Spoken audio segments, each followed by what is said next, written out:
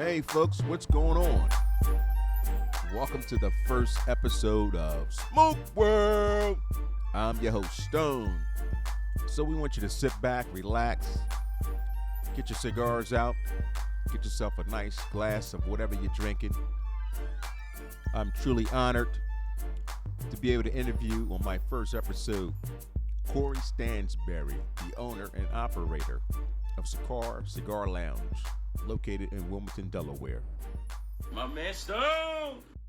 What's up, brother? How are you doing, sir? Doing good. Just an honor to be here. Just talk to you a little bit, man. That's all. Wow. Well, you know what? We have a lot going on, brother. As you well know, we are in the middle of a pandemic, something that's unprecedented. How is this affecting the cigar business as a whole, or how is it affecting your personal business in your lounge? I know each state has a different rule as far as what can be open and what cannot be open. Are you doing curbside pickup with the cigars or online ordering? Can you talk to us about that? Right now, for the state of Delaware, we are only allowed to mail out orders. We do our best to get the cigars to you the next day, priority mail, pending that you get the order in by 3 p.m. or 4 p.m. Eastern Standard Time, and we'll ship to anywhere in the United States. It's impacted us greatly because as a lounge that has a bar and we have premium tobacco, a lot of our clientele spends their time in the lounge when they get off from work, and it's just been a huge disconnect with the members of the lounge. We're just doing the best that we can to stay active, stay visual on our social medias, on Facebook, on Instagram. We also have the 5-star program where we contact our members just to see how they're doing and get some feedback from them on what we possibly could do to make this COVID-19 a little bit easier to handle and deal with. So, Yeah, that brings me to the other point where, habits have to change. We're normally smoking in our lounges. Now we may have to smoke at home. We smoke in the backyard. We smoking in our cars. So the game has changed based on the pandemic. I do have a personal question, though. Do you find yourself eating a little bit more? Because I think I'm getting fat, bro. ironically, I'm doing a late lunch and like a even later dinner. So I can't say I'm eating more. Just the way I eat has changed. And I'm definitely getting a snack every night. So I guess it has changed. I'm not seeing any weight gain because I'm still active, still moving around. But yeah, it definitely has changed what I'm used to. Definitely. I and agree with that. Now that you have now become the owner and operator of the Sikar Cigar Lounge, what are some of the pros and cons to that particular position? Especially you coming from a background where you're a guy who normally would go into the cigar lounge, like myself, sit back, relax, and don't have to worry about anything. Don't have to worry about cleaning up, getting the ashes out of the ashtray. So how has that been? Has that been a challenge for you? What's up with that scenario? Can you talk to us about that? I have a great partner in Raj Singh who operates Tinderbox down in Waldorf, and they also operate and run Society Hookah Lounge. It's been a wonderful experience, one that I was ready for because my passion for premium tobacco has been so great, where I was able to actually now be on the business side and all the things that I wanted to fix as a consumer, as an owner, operator, and manager, I'm now able to fix those things. So slowly but surely, all those comments, concerns, and suggestions that members and people that have come to the lounge have made, I'm now getting to implement. And the beautiful thing about smoking cigars while I'm doing it is it puts you at ease. I don't know too many cigar smokers in this culture, male and female alike, who are high-strung. Most of us are rather relaxed, rather calm, and we try to take things as they come and just do the best that we can with what we're facing. And I think a lot of times, to circle back to what you asked me, a lot of us are doing virtual hefts. We're gathering in certain common areas such as the park or wherever. Some people have lounges in their homes. So we're meeting at certain places and following the proper protocol as far as staying clean and healthy and sanitize and things of that nature, just to make sure that we have some type of normalcy in this actual pandemic. So people are actually I myself, I record and do a live broadcasting from my truck. I call it the mobile lounge. So we're just doing the best that we can to actually stay somewhat connected and not put ourselves in harm's way. So, and to answer your question, it's been rather relaxing and challenging for me, and I like a good challenge because I'm able to grow and expound and able to actually give the consumer what I've been wanting to give them all the time. That sounds great because customer service is always number one. Now, you being a seasoned smoker, and the fact that your particular lounge actually has a bar in it, which is, I must say, rare here in the state of Delaware. There are not too many lounges. I can probably count on one hand, first of all, how many lounges there are in Delaware, but not too many with a bar. You're blessed to have a bar. So, with that being the case, and talking about bourbons, is there anything that's a little more popular in your establishment as far as a bourbon? Is any particular bourbon moving a little faster than the other? Um, at the lounge, a huge seller would be your Bullet. You got some of your more refined and more seasoned bourbon drinkers who go for your Colonel Taylor. They go for your Angel's Envy. They go for some of the Elijah Craigs. They go for bourbons that have been around and a little bit more full on the palate. But I've seen a lot of Bullet, a lot of Whistle Pig 10. Those are great starters. Some people like them in on ice. Some people like them straight. But for the most part, that's what we see a lot of moving of is the Bullet. And then you got your people who go for your more seasoned, a little bit stronger, higher ABV bourbons. Me personally, when I drink a bourbon, right now, as of recently, I've been on the Basil Dark, which is basil that has been casted in a port barrel. It has a nice, smooth, subtle, sweet finish, but everything bourbon as it pertains to a classic, standard bourbon, nice and full and strong. I'm a guy who puts at least one or a few ice chips in it just to break it down a little bit and get a smoother taste of the bourbon. And that's the bourbon. On the Scotch side, I fell in love with Glenmorangie Gold or Glenmorangie 10. Its base notes are honeysuckle, and I really like that subtle sweetness of honey with all the classic taste that you would get out of a nice single malt Scotch. About 10 years back, we founded a cigar club, me and 5 other members, including yourself. Stone here at Smoke World, we found the Aristocratic Order of the Leaf, and I believe at that time we were drinking Dalwhinnie 15. But Dalwhinnie started me on my path to Scotch, and my personal favorite would have to be Glenmorangie or Macallan 10 or 12. But they always have a nice subtle sweetness with your basic classic notes that you would taste in a Scotch. All right, folks, that was for free. Right here on Smoke World, you just got a free lesson from the owner operator of Sikar Cigar Lounge, okay? The man knows what he's talking about. That's what I'm talking about. That's the type of podcast with some quality content that we need. All right, enough of the nonsense right there. All right, let's get personal, man. You know, you've been smoking cigars for a while. What's your go-to cigar, if there's such a thing? There's so many cigars out here. Do you have a go-to cigar? Is it based on the type of day you're having? You're having a stressful day, you know, you're having a relaxed, chill day. You want to just put your feet up, kick it up, do what you do, put some music on. Tell us about your go-to cigar. Um, Ironically, I've been smoking cigars now for about 13 or 14 years, and I have been a little bit of everywhere when it comes to cigars. I am somewhat of a cigar whore in the sense that if the cigar is good, I will smoke it. But what I've learned lately, as I've gotten a little bit more seasoned in this craft, in this lifestyle, is that certain things are better in the morning. I'll go to a lighter Connecticut cigar. On a lower end, I would smoke a Payback Room 101 Connecticut.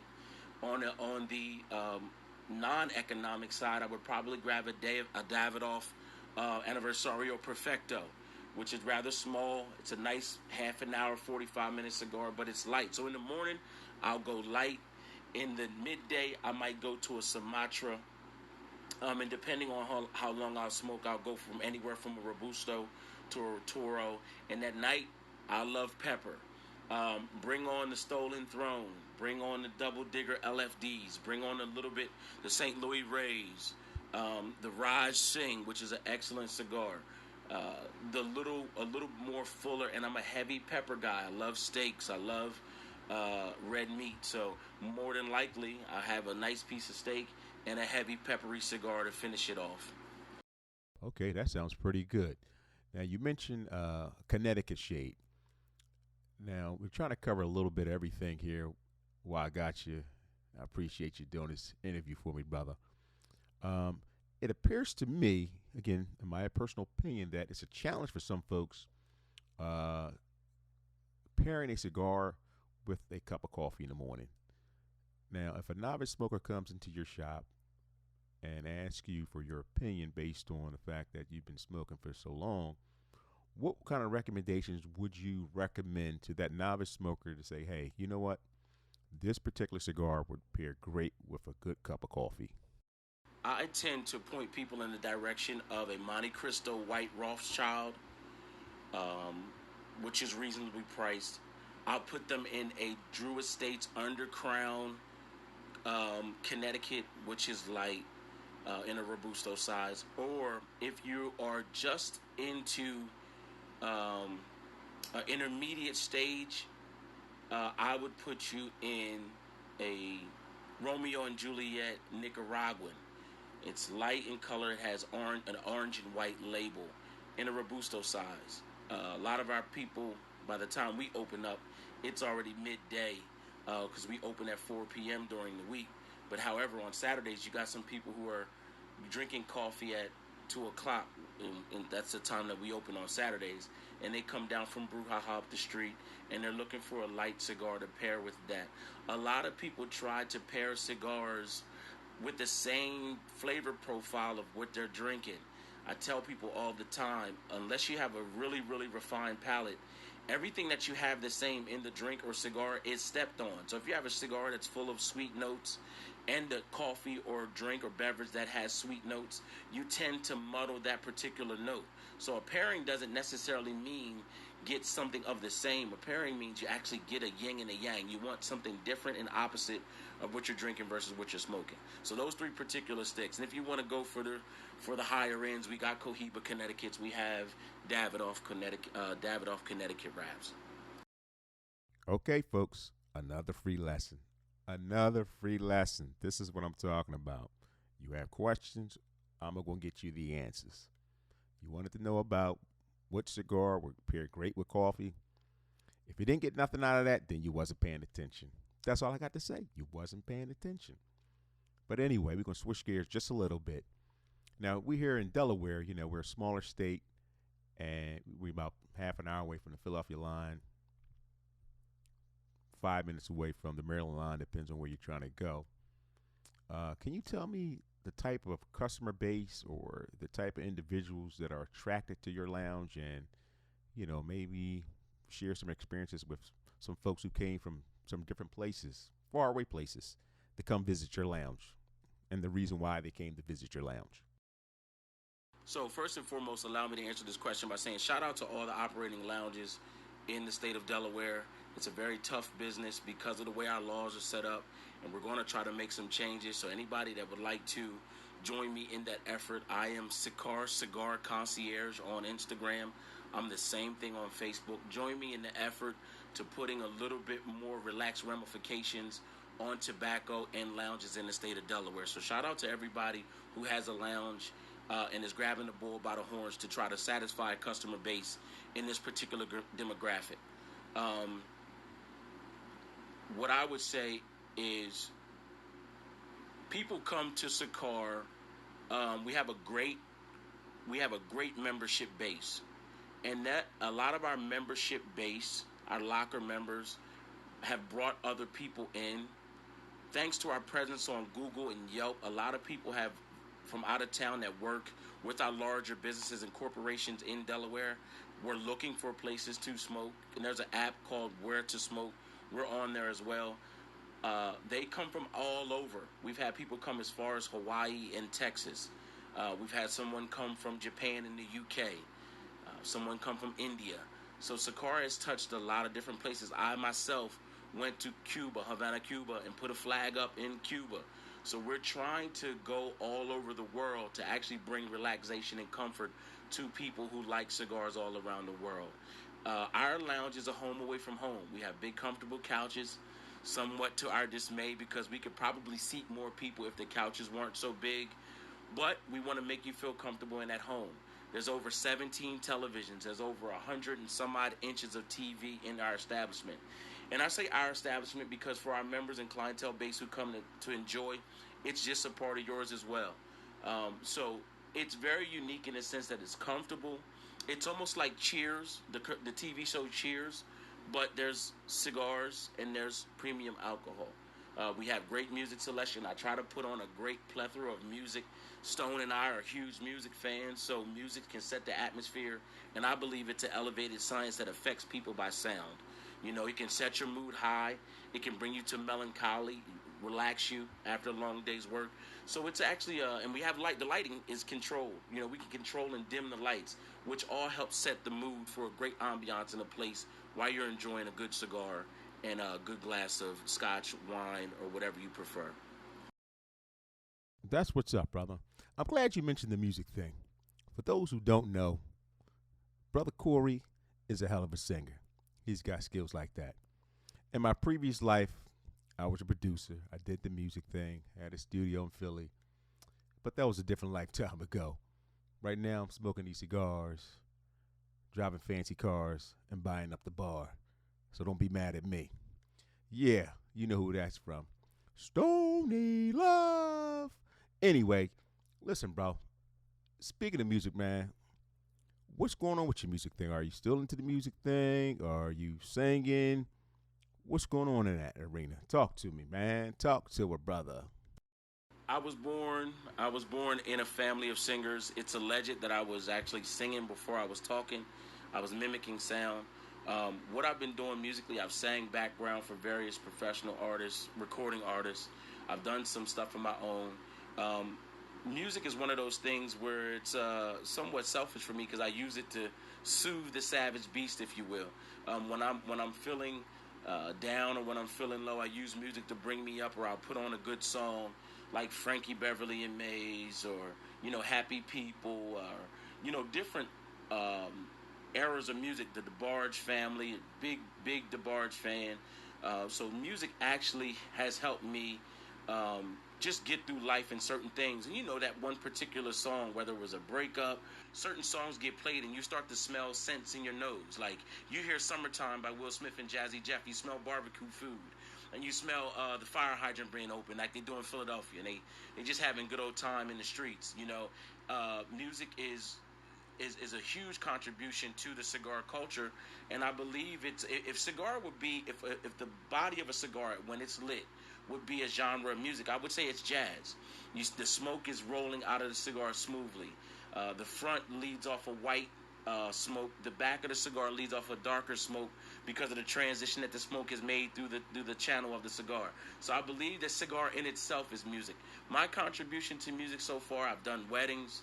I've done birthday parties. I do singograms, and I just use my voice to help bring joy to other people. Birthdays, people sing happy birthday to people at dinner or whatever. So I just try. It's a gift that I have. And sometimes I wish I didn't, because somebody call you up and they say, "Hey, can you do this?" And you're like, "Oh man," But you realize that it's almost like a workout. You don't want to do it, but when you did it, after you've done it, you're glad that you did. So I love music, and music will forever be a part of my life in every attribute of my life. Yo, that's funny that you mentioned the fire hydrants in Philly.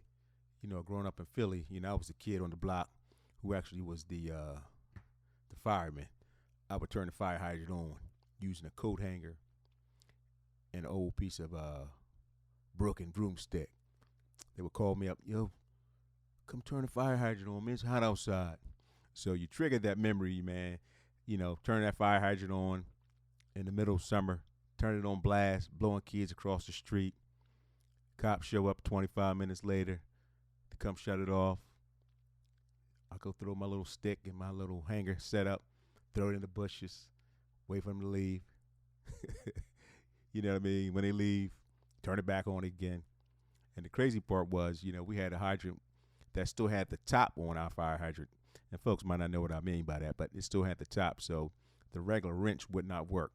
So they would call the fire department. They would call the fire department out. Fire department would come out, shut us off. And the bad part about the fire department coming out, they was bringing a cab. So they would shut the fire hydrant down for the whole summer. We were shut down for the whole summer, brother. So, you know what I mean? I remember those days. And the next year, we would hit the block captain, on our behalf, insist that we get some type of relief from the summer heat. So they gave us a sprinkler. Whamp, whamp, whamp, whamp.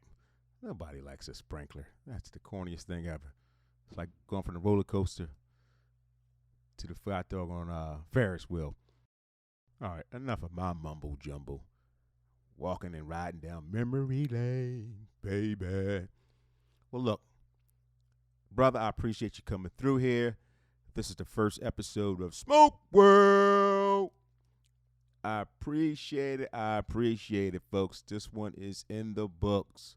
Brother, is there anything else that you would like to share with us that we have not touched on? No, I just want everybody to stay encouraged. Try not to get too anxious with how severe this stuff is. Control how much you take in. I know people who watch CNN all day, and they're on the news, and they're watching the news feed, and they're on people's timelines. Just be smart. It's just like anything else. Wash your hands. Keep your hands out of your face. These are all things that mom said to us or grandmom said to us when we were younger. In our culture, in the cigar culture, we're big on shaking hands and hugs and that kind of stuff. It's going to be a little awkward for right now, but it makes you appreciate that kind of stuff a lot more. My father says this all the time when we get around as family. He said, just cherish this moment because you never know if this time is the last time. And I know a lot of you have had Thanksgiving dinners and Christmas dinners and Rosh Hashanah and Ramadan, and you've experienced these different holidays with loved ones, and the very next one, someone wasn't there. So when we open back up, when outside opens up again, that's the phrase that everybody's using. When outside opens up again, cherish each moment that you have together as if it were your last moment. Don't take that moment for granted.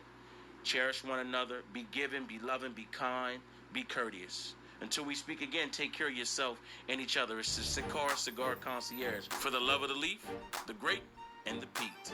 Peace. Well, folks, the first episode is in the history books for the podcast entitled Smoke World. If you want to follow me on Instagram, Stoney LUV50. That's Stoney LUV50. Don't forget to subscribe because episode 2 is going to be hot. You don't want to miss. You want to lock this podcast in your phones, your computer, your iPads. Smoke World. Peace.